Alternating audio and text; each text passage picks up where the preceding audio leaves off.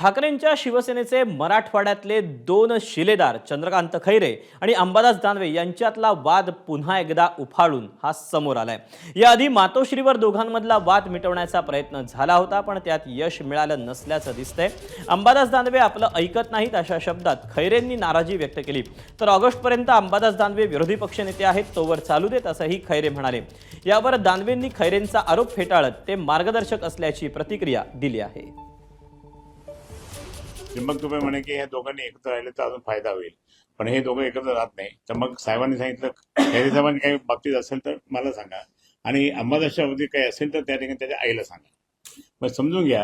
म्हणजे पण त्याच्यानंतर आम्ही एक काम करू असं सांगितलं, पण कुठे मला कधी विचारत पण नाही का। अंबादास दानवे मला कोणत्याही कार्यक्रमामध्ये बोलत नाही, काय प्लॅनिंग करत नाही। मी पण शिवसेनेचा नेता आहे, ऑगस्ट पर्यंत आहे, तोपर्यंत चालू देताना। माझ्या घरचं लग्न होतं, मी त्यांना बोलवलं होतं, मानाने बोललो होतो। बाकी पक्षाच्या कार्यक्रमात काही मानपान कोणाचं नसतो। जेव्हा मी तर आठवड्याला 15 दिवसाला त्यांना जाऊन भेटत असतो, त्यांचं दर्शन करतो, त्यांना स्वागत करतो, मानपान ठेवतो। आता याच्यावरती काय पाहिजे असेल मला माहिती नाही। एबीपी माझा, उघडा डोळे बघा नीट।